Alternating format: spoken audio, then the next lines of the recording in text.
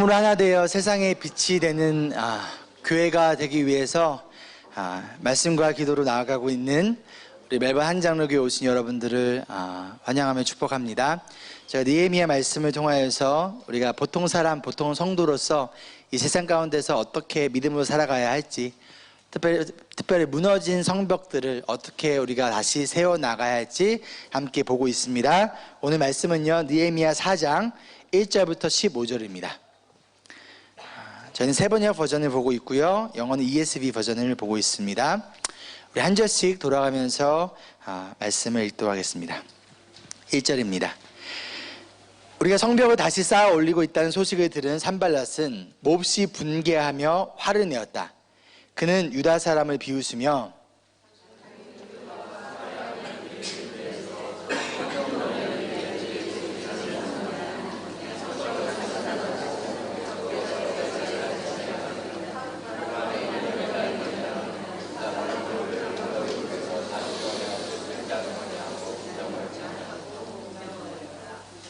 (3절입니다) 그의 곁에 서 있는 암몬 사람 도비아도 한마디 거들었다.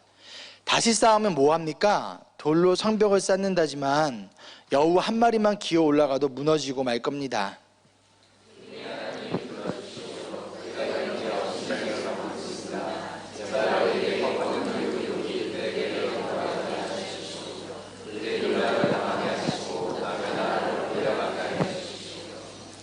그들의 죄를 용서하지 마시고 그들의 죄를 못 본 채 하지 마십시오. 그들이야말로 성을 쌓고 있는 우리 앞에서 주님을 모욕한 자들입니다.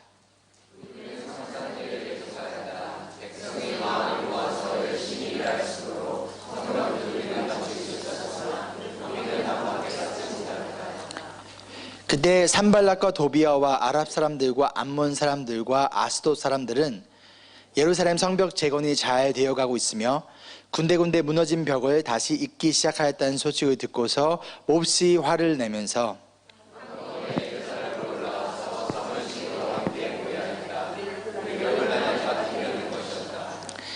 그래서 우리는 한편으로는 우리의 하나님께 기도를 드리고 다른 한편으로는 경비병을 세워 밤낮으로 지키게 하였다.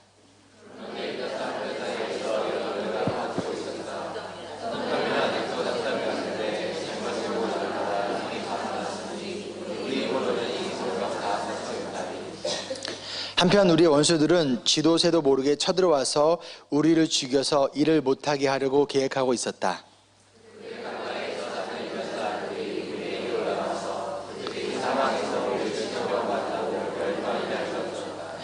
그래서 나는 백성 가운데서 얼마를 가문별로 칼과 창과 활로 무장시켜서 성벽 뒤 낮은 빈터에 배치하였다.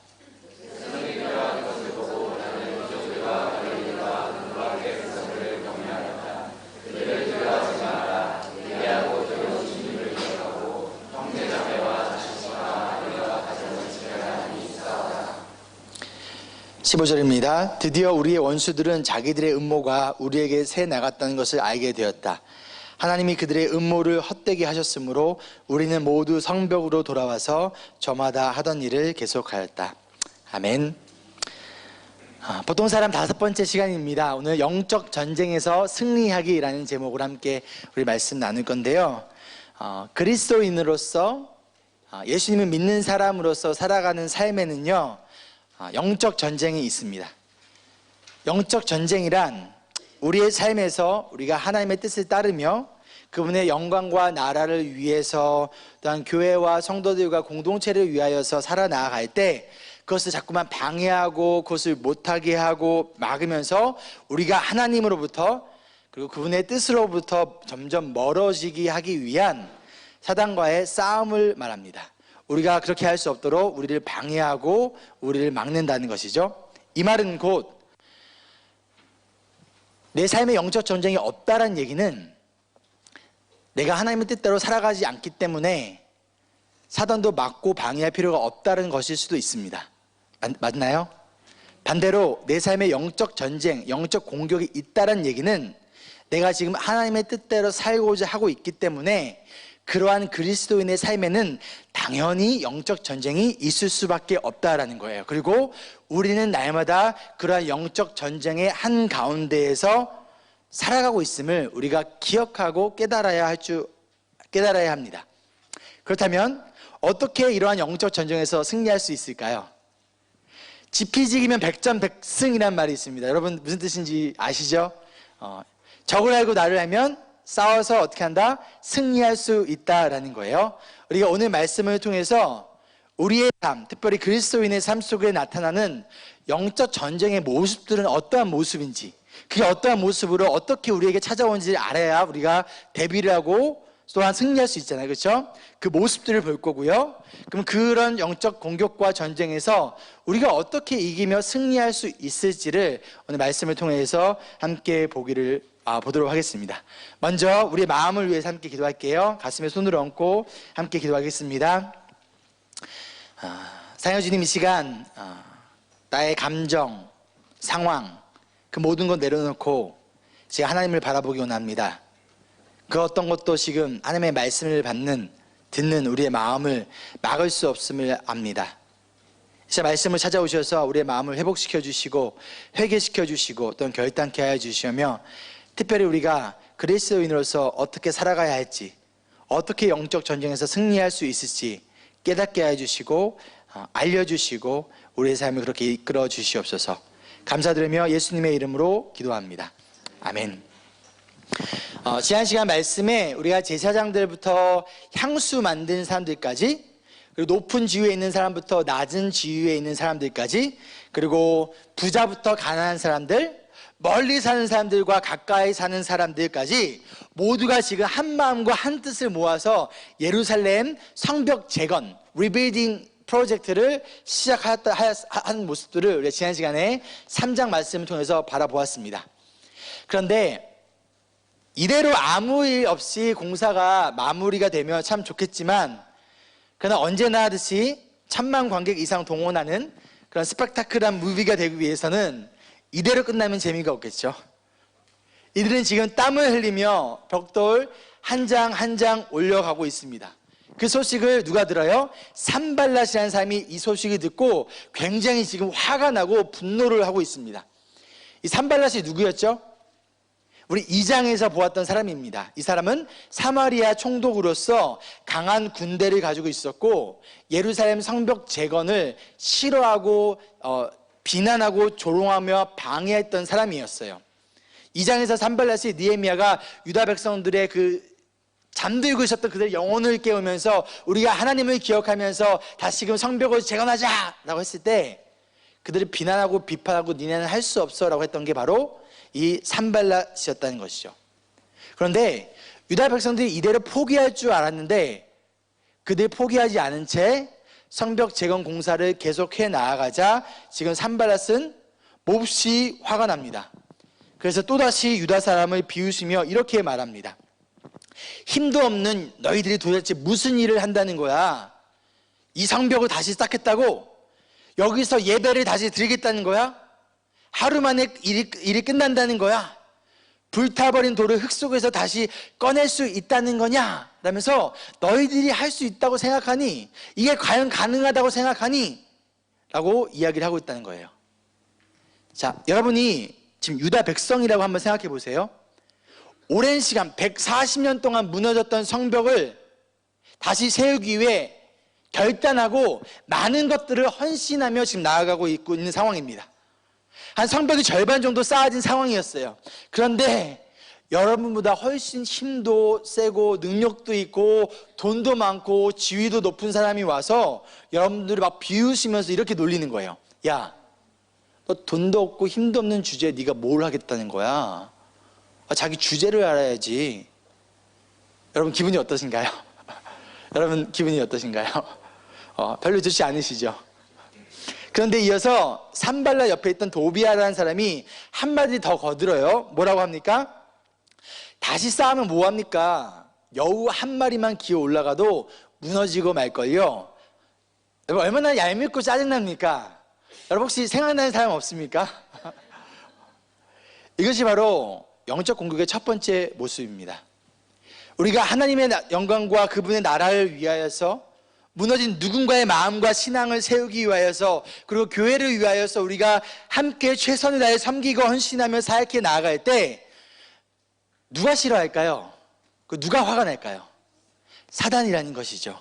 오늘 산발랏이 화가 난 것처럼 우리가 하나님의 뜻을 향하여서 무너진 성벽과 무너진 신앙과 무너진 마음을 세우며 나아갈 때 가장 싫어하고 가장 화가 나는 사람은 바로 사단이라는 거예요. 그렇기 때문에 사단은 어떻게든 여러분이 하나님으로부터 멀어지도록, 어떻게든 여러분들이 하나님의 영광과 그분의 나라를 위하여서 나아가는 그 사역의 자리와 섬김의 자리와 예배의 자리에서 포기하고 그만두도록 우리를 공격한다는 것이죠.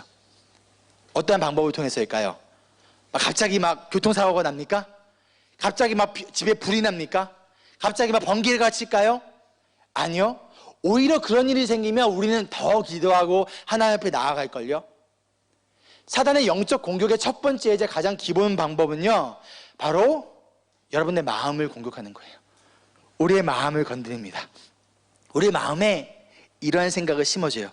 야, 능력도 없는 너가 뭘 하겠다고. 야, 돈도 없는 너가 뭘 하겠다고.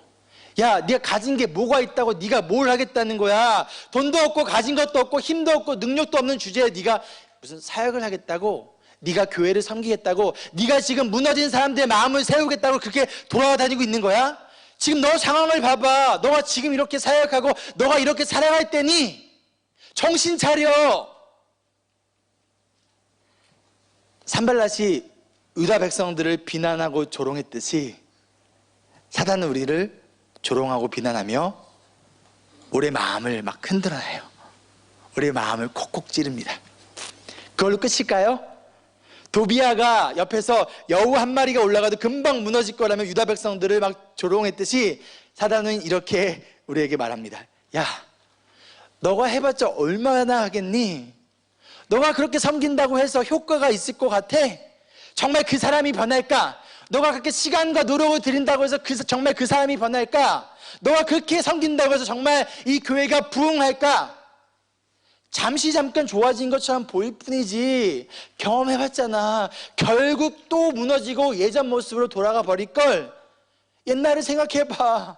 예전에도 그랬잖아. 근데 너 뭐하러 지금 헛고생하니? 차라리 그 시간과 그 노력과 그 열정을 너 자신을 위해서, 너의 가족들을 위해서 투자해. 그게 현명한 방법이야 라면서 우리의 마음을 더욱더 흔들어 놓습니다. 사단은요, 하나님의 영광과 나라를 위해서, 교회와 성도들을 위해서 여러분이 헌신하며 또한 그 예배의 자리를 지키며 나아갈 때 절대로 여러분을 그냥 놔두지 않습니다. 어떻게든 여러분이 포기하도록, 그만두도록, 사명의 자리에서 떠나도록 무엇을 공격합니까? 여러분의 마음을 공격한다는 거예요.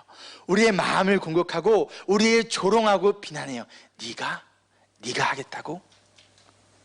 근데 여러분, 영적 공격이 있다는 것은요, 어찌 보면 내가 지금 가치 있는 일 또는 옳은 일을 하고 있다라는 또 하나의 증거이기도 합니다. 그리고 내가 지금 그 자리에 있으면 안 되기 때문에, 지금 사단이 두렵기 때문에, 화가 났기 때문에 어떻게든 여러분을 그 자리에서 빼내기 위하여서, 어떻게든 여러분들 스톱 하기 위해서 지금 공격하며 여러분들의 마음을 흔들어 놓아 결국 그 자리에서 멀어지게 하고 여러분들을 떠나게 하거나 포기시키려 하고 있다는 것이죠. 아닌가요? 여러분, 과거에 이러한 경험 없으신가요? 그때 어떤 선택을 하셨습니까? 지금은 어떠하십니까? 과거와 똑같은 실수를 반복하시겠습니까? 앞으로 이러한 순간이 여러분에게 찾아온다면 어떻게 해야 할까요? 먼저 이것이 영적 전쟁이라는 것을 분명히 아셔야 합니다. 그리고 내가 쉽게 포기하고 도망가 버린다면 그것은 곧 사단에게 승리를 거저주는 것과 같다라는 것을 여러분 기억해야 합니다. 그리고 이 영적 전쟁에서 우리가 승리하기 위해서는 우리에게 필요한 게 있어요. 그것이 무엇이죠? 바로 기도라는 거예요. 우리 4절과 5절 말씀 한번 같이 읽어볼까요? 시작.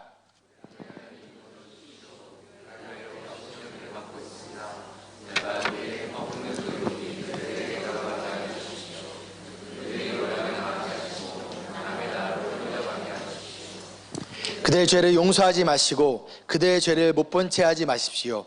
그들이야말로 성을 쌓고 있는 우리 앞에서 주님을 모욕한 자들입니다. 이 영적 공격 앞에서 느헤미야의 첫 번째 선택은 무엇이었어요? 방어는 바로 기도였다는 것이죠. 군대를 가지고 있는 사마리아 총독 산발랏의 비난과 조롱을 피하기 위해서 느헤미야는 정치적인 방법을 쓸 수 있었습니다. 페르시아로 SOS를 해서 아닥사스 왕에게 군대를 보내달라, 아니면 정치적으로 압박을 해서 지금 이 산발랏이 우리를 방해하지 못하게 해달라 하며 정치적인 방법을 쓸 수 있었지만 느헤미야는 정치적인 방법으로 이 문제를 해결하지 않았습니다. 왜일까요? 이것은 곧 영적 전쟁이라는 것을 알았기 때문이죠. 느헤미야는 포기하지 않았습니다. 그만두지 않았습니다. 대신 지금까지 그래왔던 것처럼 하나님 앞에 기도합니다. 평소에 기도하던 자가 위기의 순간에 기도합니다. 그의 기도의 내용을 보면요, 기도의 내용이 좀 심해 보일 수도 있습니다. 그들의 욕이 그들에게 돌아가게 하여 주시옵소서, 그들이 노예로 끌려가게 하여 주시고, 그들의 죄를 용서하지 마시고, 이런 어떻게 보면 전혀 자비롭지 않은 기도예요. 그렇죠? 얼마나 마음이 상했으면 그랬을까요? 그렇죠? 여러분 이런 기도 안 해보셨나요? 저는 많이 해봤습니다. 그리고 더 중요한 것은 뭐라고 얘기합니까? 이것이 그들이 산발랏과 도비아와 사람들이 예루살렘 성벽 재건을 막는 것은 곧 주님을 모욕하는 것과 같다는 거예요. 하나님의 백성들을, 하나님의 사명을 가지고 나아가는 자들을 우리가 비난하고 조롱하는 것은 곧 그 사람들을 비난하고 조롱하는 것이 아니라 누구를 비난하고 조롱하는 것이다? 그들에게 그 사명을 주신 하나님을 비난하고 조롱하는 것과 같다라는 것이죠. 그리고 여기서 중요한 것은 이 느헤미야는 영적 전쟁에서 어떻게 싸우고 어떻게 승리하는 방법을 알았다는 거예요. 영적 전쟁에서 승리할 수 있는 방법은 바로 기도입니다. 영적 전쟁에서, 영적 싸움에서 기도하지 않고서는 승리할 수 있는 방법이 없습니다. 우리는 혼자 사탄과 싸워 이길 수 없습니다. 우리 어린아이들이 저와 싸워서 이길 수 없듯이 우리도 사탄과 싸워서 이길 수 없습니다. 그러나 우리가 할 수 있는 것은 뭐냐면 우리가 싸우는 것이 아니라 하나님을 우리를 대신하여 우리 편에 서서 싸우게 하면 됩니다. 무엇을 통해서? 기도를 통해서. 기도는 하나님을 곧 링 위에 나 대신 올리는 것과 같아요. 여러분 권투나 UFC 같은 격투기 아십니까? 내가 안 되면 터치를 하면 된다는 얘기예요. 누구를 부르면 되는 거예요. 하나님을 나 대신 링 위에 올리면 된다라는 거예요. 우리가 기도하면 하나님이 일하십니다. 그리고 하나님이 싸우면 그 싸움은 이깁니다. 영적 공격이 혹시 여러분 삶 가운데 지금 있습니까? 여러분 가정을 흔들어 놓고 있습니까? 여러분의 마음을 흔들고 있습니까? 우리 교회를 콕콕 찌르고 있습니까? 혹시 지금 여러분의 마음을 사단이 조롱하고 비난하며 흔들어 놓고 있습니까? 그래서 어떻게든 여러분들이 포기하도록, 그 사명의 자리로부터 도망가도록 여러분들을 흔들어 놓고 있습니까? 여러분의 마음을 공격하고 있나요? 그러면 싸우시겠습니까? 아니면 이대로 도망가시겠습니까? 승리하시겠습니까? 아니면 패배하시겠습니까? 승리하기 원하신다면 기도하십시오. 이 싸움에서 승리할 때까지 기도하십시오. 사탄은 어떻게든 여러분이 기도할 수 없도록, 어떻게든 여러분이 기도의 자리에 나오지 않도록 방해하고 막을 거예요. 왜요? 우리가 기도하면 하나님이 일하시고 우리를 대신해서 하나님이 싸우시면 그 싸움에서 사탄은 질 거라는 것이 분명하기 때문에 어떻게든 우리가 하나님의 자녀들이, 그리스도인들이, 여러분들이 기도하지 못하도록 방해하고 막고 우리 마음을 흔들어 놓는다는 것이죠. 왜요? 그래야 사탄이 이길 수 있으니까. 영적 전쟁 가운데서 우리가 할 일은요, 기도의 자리로 나와 끊임없이 하나님께 기도하는 것이에요. 기도하지 않고서 영적 전쟁에서 승리하기 원한다면요, 그것은 꼼수를 부리는 것과 같다는 거예요. 여러분, 꼼수라는 단어가 뭔지 아십니까? 올바르고 정상적인 방법을 통하지 않고서 승리하길 원하는 그런 말을 꼼수라고 해요. 부산말로는 꼬롬하다라고 우리 지훈 강도사가 알려줬습니다. 즉 영적 전쟁에서 기도하지 않고서 그 전쟁을, 그 싸움을 이기고자 한다, 그것은 곧 꼼수를 부리는 것과 같다는 거죠. 우리 모두 꼼수 부리지 말고 정직하게 기도로 승리하는 주님의 제자들 되기를 간절히 소망합니다. 아멘. 내일부터 한 달간 특별 새벽 기도가 진행됩니다. 월요일부터 금요일까지 5시 반, 토요일은 6시에 시작합니다. 우리 1월도 2월도 아닌데 신년 초도 아닌데 왜 갑자기 9월의 특세야? 라고 생각하실 수 있습니다. 그 이유는 우리 교회를 향한 사단의 영적 전쟁이 시작되었기 때문이에요. 교회가 지난 1년 8개월간 수적으로도 그리고 영적으로도 성장하고 있습니다. 복음으로 하나 되는 교회로서, 또한 복음적인 선교적인 교회로서 우리가 한 걸음씩 한 걸음씩 나아가고 있습니다. 그 가운데 누가 싫어할까요? 사단이 제일 싫어해요. 그 가운데 성도들을 향한, 그리고 교회를 향한, 또한 여러분의 가정들을 향한 사단의 영적 공격들이 있습니다. 우리가 하나가 되지 못하게 방해합니다. 서로 사랑하고 이해하고 인내하지 못하도록 자꾸만 우리의 마음을 공격하고 우리의 마음을 흔들어 놓습니다. 또한 여러분들이 사역과 섬김의 자리에서 포기하도록, 도망가도록 우리의 마음을 흔들고 있다는 것이죠. 이것은 분명한 영적 전쟁입니다. 사랑하는 여러분, 사단에게 넘어가지 않기를 주의 이름으로 축복합니다. 그러기 위해서는 깨어서 기도해야 합니다. 또한 우리가 건축을 앞두고 준비하며 나아가고 있습니다. 이 가운데서 어떻게든 사단은 우리를 공격하면서 우리가 하나 되지 못하도록, 우리가 포기하도록, 우리가 싸우도록, 우리가 분열되도록 우리를 공격하고 우리를 힘이 빠지게 하고 한 마음이 되지 못하게 할 거예요. 그러한 영적 전쟁에서 우리가 승리하기 위해서는 무엇이 필요하다고요? 바로 기도라는 거예요. 기도하지 않고서는 승리할 수 없습니다. 그러나 기도할 때 승리가 있습니다. 그리고 우리 모두가 함께 기도하며 나아갈 때 분명 이 싸움에서 승리하리라 믿습니다. 아멘. 느헤미야는요, 이 기도를 이렇게 시작했어요. 우리의 하나님, 기도를 들어주십시오. 느헤미야가 이 성벽 공사를 시작하기 전에는 어떻게 기도하는지 혹시 여러분 아십니까? 나의 하나님, 나의 기도를 들어주세요였어요. 근데 지금은요, 이 기도가 우리의 하나님으로 바뀝니다. 그 이유가 무엇일까요? 지금 더 이상 느헤미야는 혼자가 아니라는 거예요.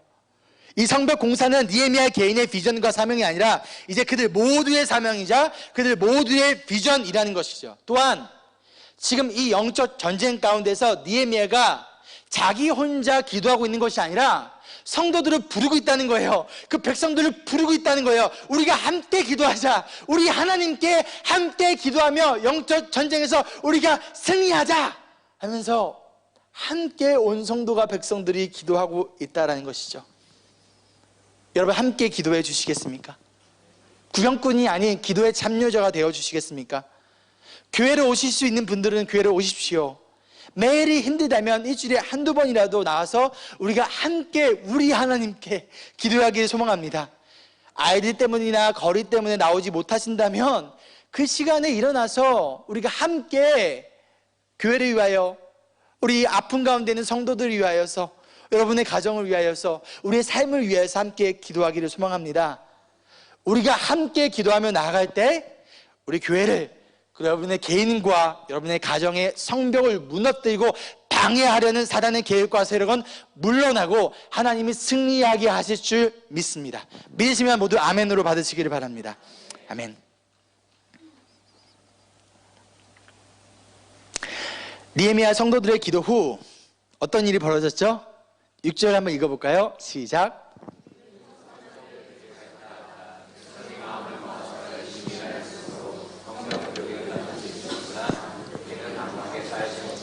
느헤미야 성도들 기도 후 이들은 계속 그 자리를 지키며 모두가 마음을 모아서 함께 열심히 일하였다는 것이죠.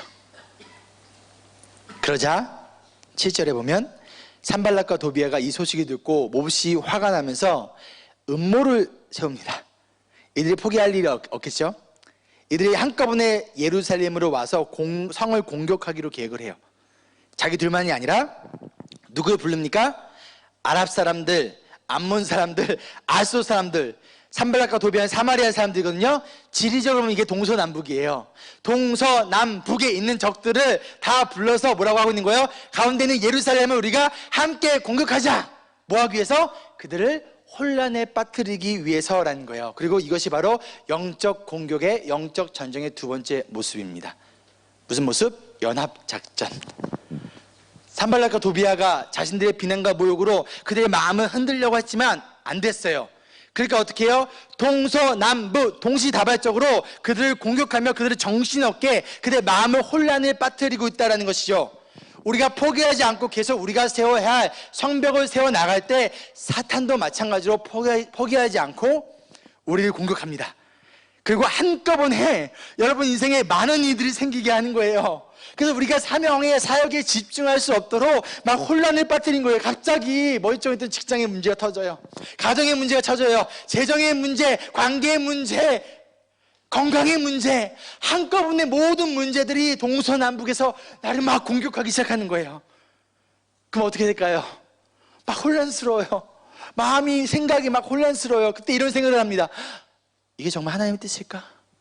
내가 지금 이렇게 성벽을 쌓고 있는 것이, 내가 이렇게 섬기고 사역하는 것이 하나님의 뜻이 맞을까? 내가 계속 성벽을 쌓아야 하나? 내가 계속 이 자리를 이렇게 지켜야 하는 건가? 그렇게 우리를 혼란에 빠뜨립니다.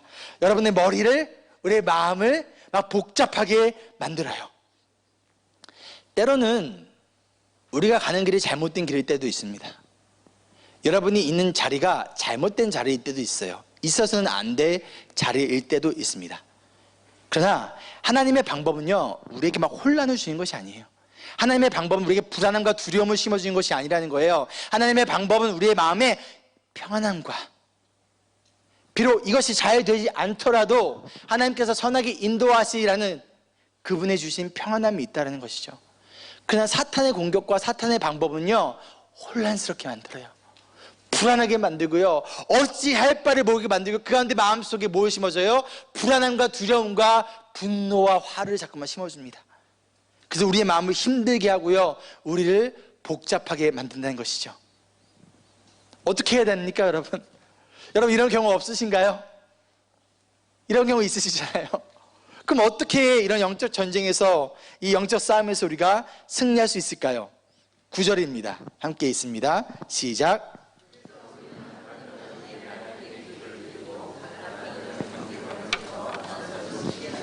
자, 여기서 두 가지 모습을 볼 수 있습니다. 첫째는 역시나 기도라는 거예요. 기도 없이 그 어떤 영적 전쟁에서 싸워서 이길 수 없습니다. 그리고 기도뿐만 아니라 느헤미야가 경비병들을 세워서 밤낮 할 것 없이로 이들을 지키고 보호합니다. 즉 기도만 하고 아무것도 안 하는 것이 아니라 기도하며 대비합니다. 기도하며 지킵니다. 밤낮으로 깨어 성벽을 지키듯이 밤낮으로 깨어 우리의 마음과 생각을 지켜야 합니다. 밤낮으로 우리의 가정과 교회를 지키고 우리가 돌보아야 한다는 것이죠. 요초를 공격하지 않을까? 이 성도들에게 공격하지 않을까? 이 집사님이 흔들리고 있지 않을까? 우리가 깨어서 기도하며 그들을 지켜줘야 한다라는 것이죠. 내 아들을 통하여, 내 남편을 통하여서, 성도들 통해서 끊임없이 어디서 올지 모르는 이 공격 가운데에서 밤낮으로 깨어 기도하며 지키는 것. 영적 전쟁 가운데 계십니까? 갑자기 찾아온 내가 기대하지 않았던, 예상하지 못했던 삶의 문제와 만남을 통하여 지금 혼란스러우시죠? 어떻게 해야 되나? 도대체 어디로 도망가야 되나? 이대로 있는 것이 맞는가? 떠나야 되는 것인가? 그렇다면 기도하십시오. 그런데 밤낮으로 여러분의 마음을 지키세요. 생각을 지키세요. 기도하면 밤낮으로 여러분의 생각을 지키세요. 사단은 여러분의 생각을 통해서 찾아옵니다. 우리 생각을 흐트러 놓습니다. 우리의 마음을 공격합니다. 그런데 기도하며 밤낮으로 여러분의 가정을 지키셔야 합니다. 내 아내와 남편을 위해 기도해야 되고요, 내 자녀를 위해 기도하며 그들을 지켜야 됩니다. 기도하며 밤낮으로 우리 교회를 함께 지켜야 돼요. 이 성도님들, 이 집사님 한 명 한 명 우리가 함께 지켜주며 나아가야 됩니다. 영적 공격의 세 번째 모습은요, 바로 불평과 부정의 말이에요. 10절 말씀 함께 읽겠습니다. 시작.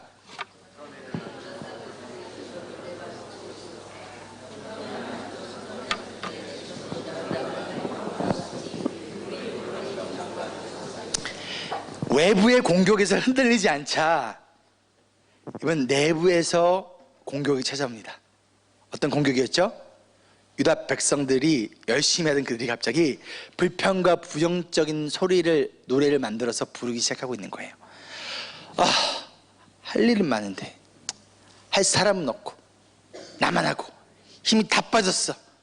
우리 할 수 없어. 이대로 해야 되는 게 맞는 거야.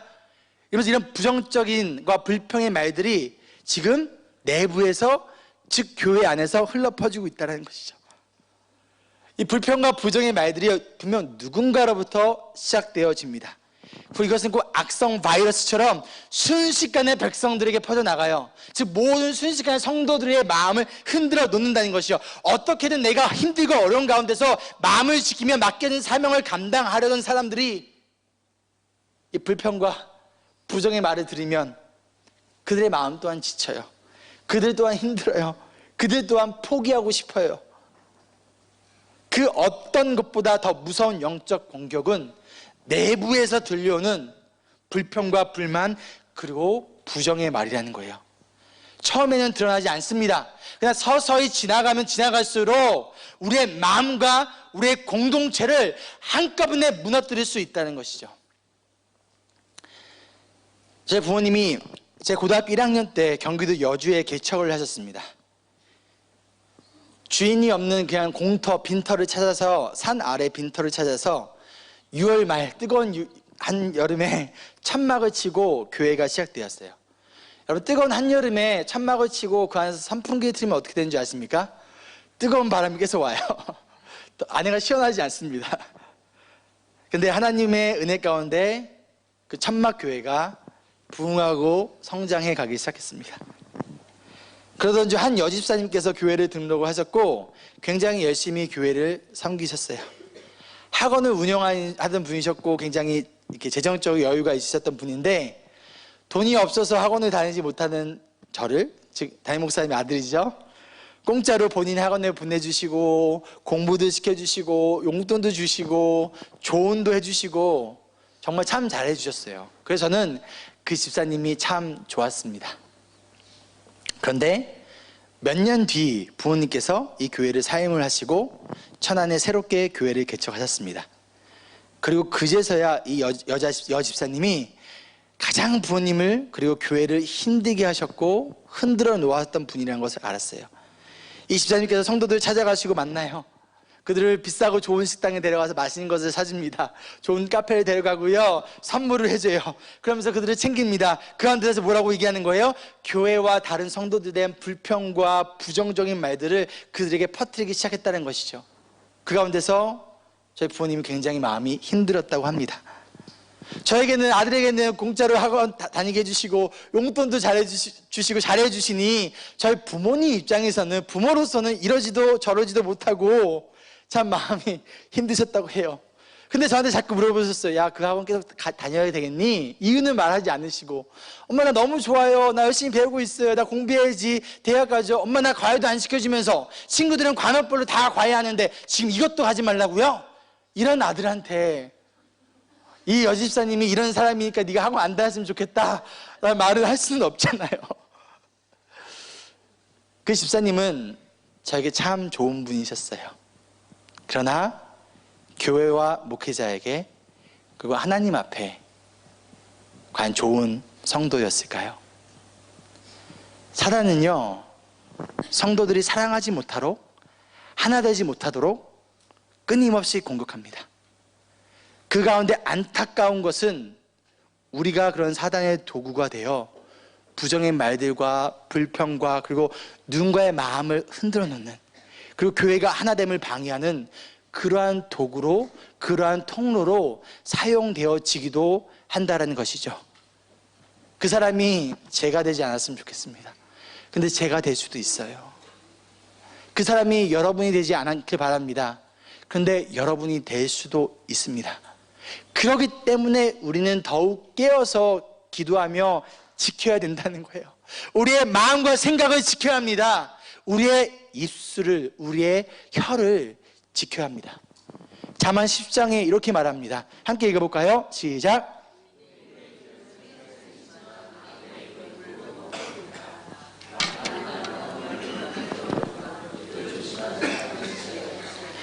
의인의 혀는 순수한 은과 같지만 악인의 마음은 아무 가치가 없다.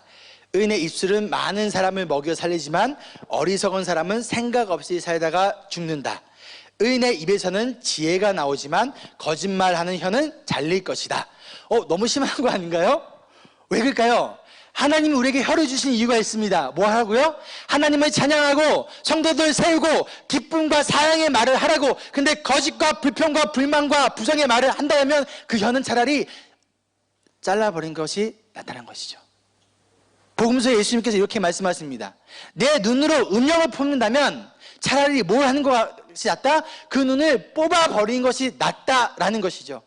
32절 읽겠습니다. 시작.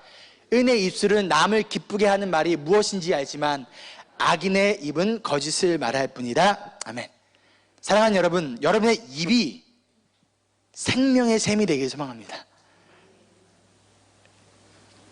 여기가 답답한 사람들, 여기가 갈증나 어떻게 할지 모르는 사람들, 그런 사람들이 여러분을 만나요. 근데 여러분의 입에서, 혀에서 나온 사랑과 격려와 위로의 말, 하나님이 자매님과 함께 하세요.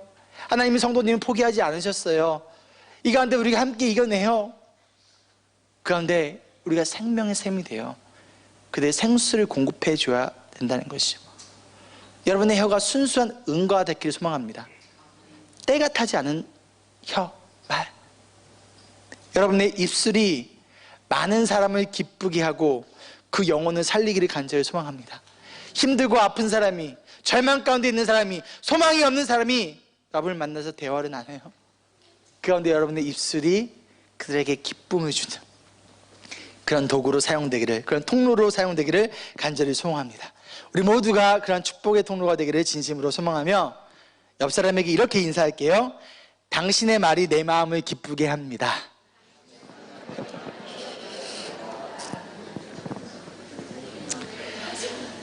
마지막으로 영적 공격의 네 번째 모습입니다. 11절과 12절 함께 읽겠습니다. 시작. 한편 우리의 원수들은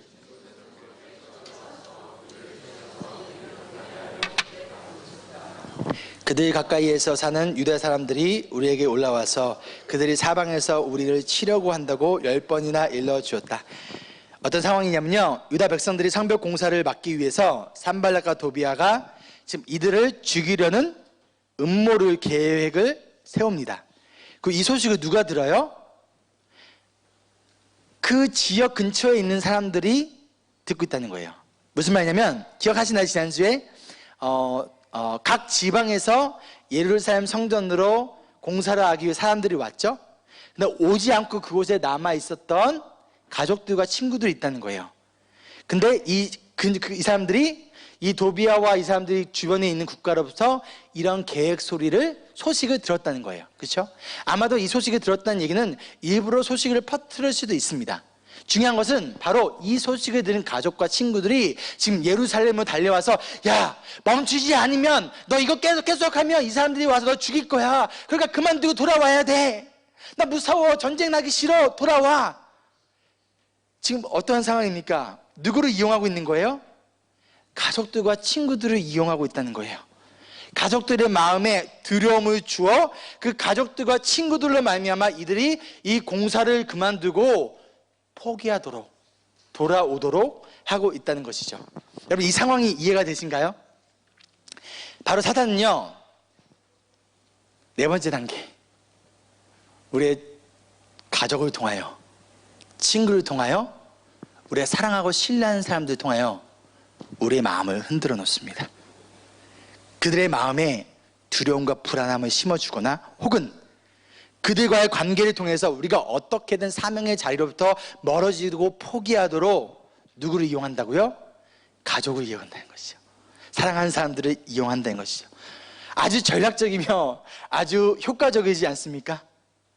사실 영적 공격을 가장 많이 받는 경우가 바로 가족이나 가까이 있는 사람들을 통해서예요. 여러분, 우리 아담과 하와 보십시오. 아내인 하와를 통해서 아담이 유혹을 받고 선악과를 따먹지 않습니까? 그때 다른 사람들이 없었지만 만약 다른 사람이 했다면 아담은 노 했을 거예요. 근데 누가? 내가 사랑하는 하와가 얘기하니까, 다른 말로 하면 내가 사랑하는 내 아내가 얘기하니까, 내가 사랑하는 내 남편이 이야기하니까, 내가 사랑하는 내 자식의 문제이니까, 내 부모님의 문제이니까 우리는 어떻게 돼요? 흔들린다는 거죠. 더 많이 흔들립니다. 여러분이 여러분의 가족과 여러분의 사랑하는 사람들의 시험의 도구가 또 영적 전쟁의 통로가 되지 않기를 소망합니다. 끊어줘야 됩니다. 그 소식이 들었을 때 전달하는 것이 아니라 그들이 맞서서 싸워야 되는 거예요. 그들은 지금 가족들이 예루살렘 성도에서 열심히 일하고 있는데, 그들은 그 옆에서 아무것도 안 하고 있는데, 그래? 싸우러 온다고? 우리가 보호할 거야, 오지마 하면서 그들이 그곳에서 끊어줘야지, 잘라줘야지. 왜 그 말을 전달하며 왜 그들을 흔들어 놓고 왜 그들까지 그것을 포기하게 만드냐 이것이요. 잘라주고 지켜줘야죠. 그렇죠? 마태복음 10장에 예수님이 이런 말씀을 하십니다. 같이 읽어볼까요? 시작.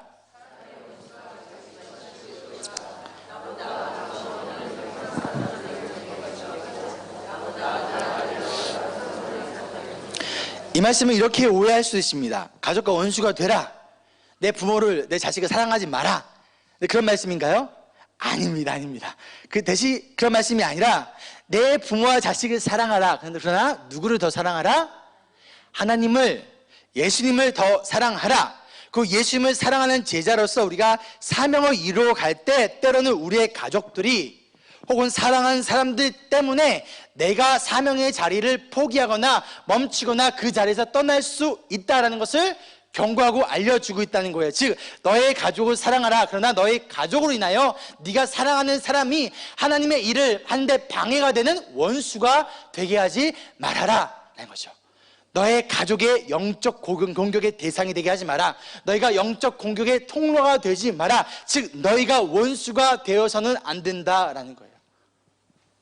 그렇다면 이러한 영적 전쟁에서 우리가 어떻게 승리할 수 있을까요? 13절과 14절 읽겠습니다. 시작.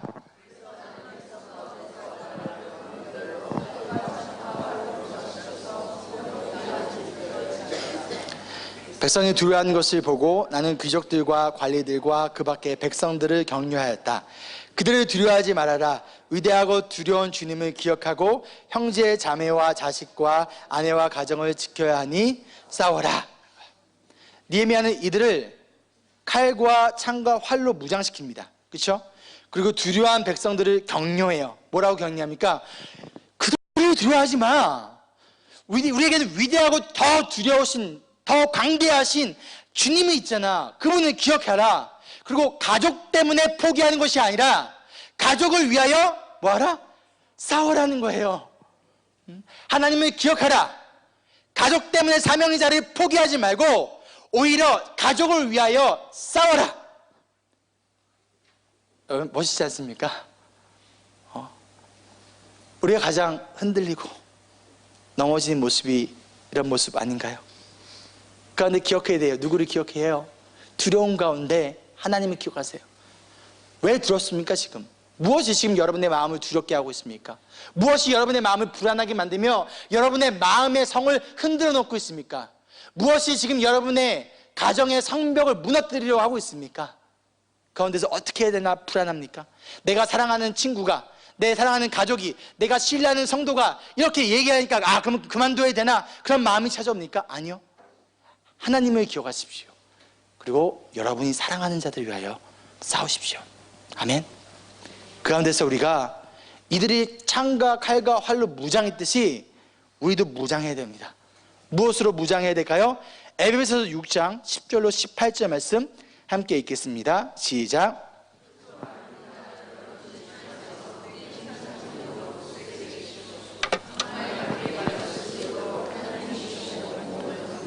누가 주시는 것으로? 하나님이 공급해 주시는 옷으로 우리는 싸워야 되는 거예요.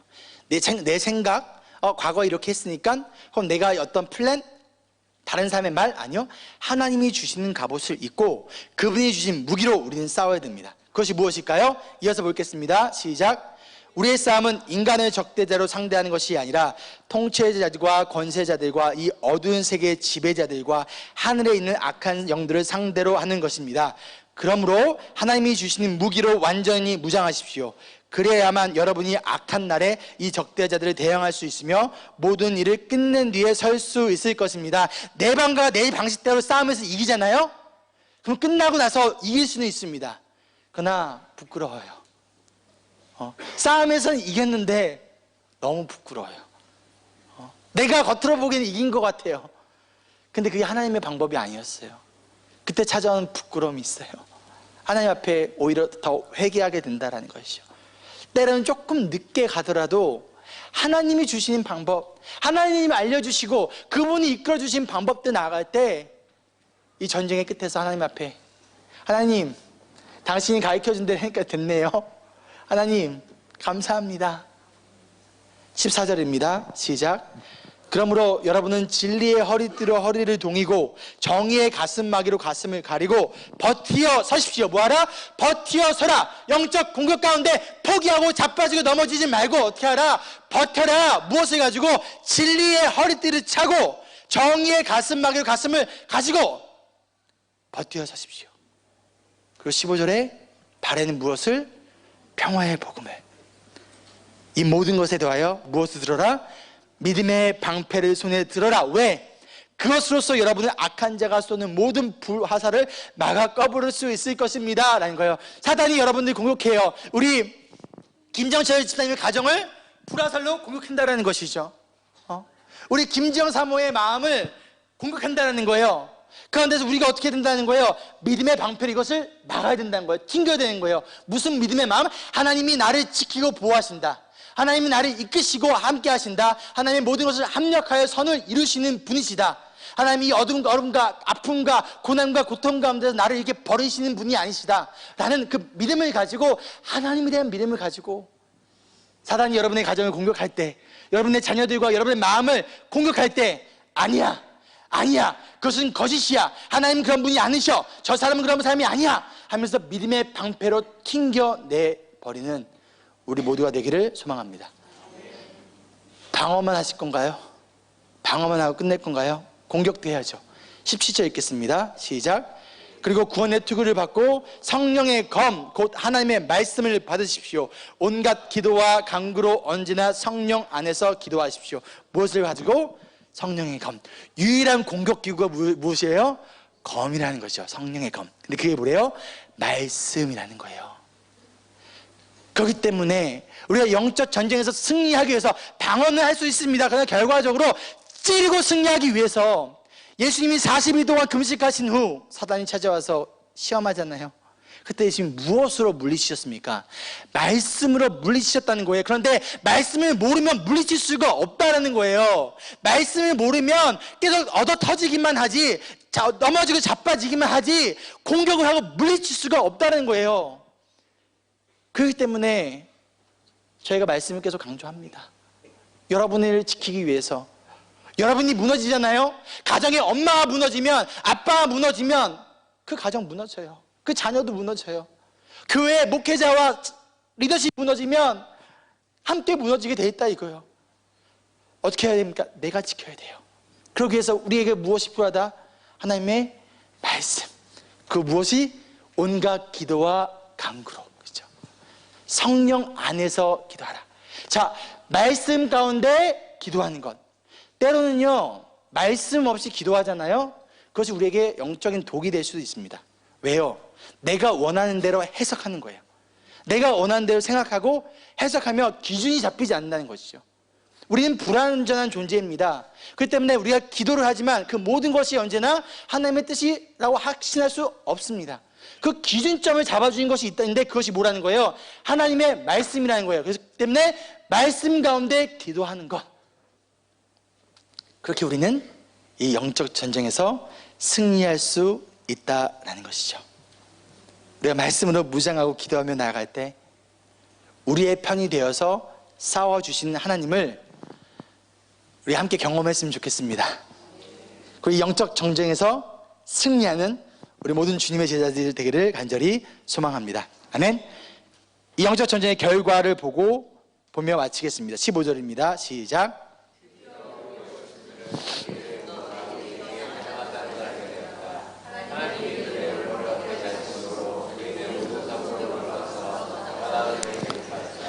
여러분, 거짓은 결국 드러납니다. 악은 결국 드러나요. 잠깐 이불로 덮어놓는 것 같죠? 다 드러나요. 누가 드러나게 하신다? 하나님이 드러나게 하세요. 하나님이. 그리고 그 모든 것을 하나님이 헛되게 하신다는 것이죠. 그리고 백성들이 어떻게 합니까? 모두 돌아와서 자기가 하던 일을 계속하였다. 아무리 치밀한 계획과 음모를 짜도 하나님 앞에 숨길 수 없고, 그러니 두려워하지 말고 걱정하지 말고 계속 여러분이 감당해야 할 그 사명, 어떤 그 예배의 자리를 여러분 믿음으로 지키지 않으시겠습니까? 그리고 여러 가지 이유로 혹시 내가 있어야 할 자리를 지금 떠나 있다면 돌아오세요. 여러분이 있어야 할 그 자리로 돌아가세요. 그리고 여러분이 감당해야 할 사명을 계속 감당해 나가는 우리 모든 사람 되기를 주의 이름으로 축복합니다. 아멘. 말씀을 마치며, 사단은 어떻게든 예수님을 통한 구원의 계획을 막고 방해하려고 하셨습니다. 그래서 사단이 예수님을 비난했어요. 예수님에게 모욕했습니다. 너가 하나님의 아들이라고 그를 비난하고 모욕합니다. 그 예수님이 신뢰했던 제자들을 통해서 예수님을 팔게 하셨고요, 결국 요한을 뺀 나머지 제자들이 다 도망가 버려요. 그렇지 않나요? 그러나 예수님은 사탄을 이기셨어요. 부활하셨습니다. 그리고 제자들을 다시 찾아오셨어요. 문을 꼭 닫고, 그들의 마음의 문을, 그들의 영의 문을 꼭 닫고 있는 그들에게 조용히 찾아오셨어요. 그 문을 부시지 않으셨다는 거예요. 그 두려워하는 그들에게 이렇게 말씀하셨습니다. 두려워하지 마라. 내가 너와 함께 하리라. 예수님은요, 3번이나 부인한 베드로에게 주님의 양을 맡겨요. 다시금 그 사명의 자리로, 있어야 할 자리로 돌아가게끔 주님 부르세요. 그 결과가 무엇인가요? 제자들이 죽기까지 그 사명을 감당합니다. 지금 어느 자리에 서 계십니까? 어떤 마음이십니까? 영적 전쟁 가운데 계신가요? 여러분, 지지 마십시오. 기도로 승리하십시오. 기억하세요. 주님이 우리와 함께 하십니다. 기도하는 자와 함께 하시고 기도하는 자를 위하여 싸워주시는 하나님이에요. 자꾸만 여러분이 싸우려고 하지 말고 하나님 부르세요. 엎드리면 돼요. 하나님 도와주세요. 하나님 싸워주세요. 하나님 승리해주세요. 사명의 자리에서 떠나 있습니까? 돌아오십시오. 주님이 여러분을 기다리고 있습니다. 아멘. 자, 함께 적용하는 시간을 좀 갖도록 하겠습니다. 주보에 보면 적용 질문들이 있어요. 첫 번째, 여러분 지금 어떠한 영적 전쟁 가운데 계신가요? 1, 2, 3, 4 오늘 4가지를 얘기했습니다. 어떤 가운데, 어떤 통로로 사단이 여러분들을 흔들고 있습니까? 두 번째, 혹시 우리가 산발락과 도비아와 같은 모습을 하고 있지는 않나요? 누군가를 흔드는, 누군가를 넘어뜨리는 그런 통로로서 내가 사용되고 있지는 않나요? 여러분이 지켜야 할 사명의 자리는 어디인가요? 여러분이 돌아가야 할 사명의 자리는 어디인가요?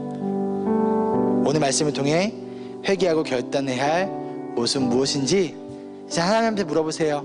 시간 드릴게요. 조용히 묵상하면 하나님 도와주세요. 이기게 해주세요. 알려주세요. 이끌어주시고 함께 해주세요. 시간 드리겠습니다.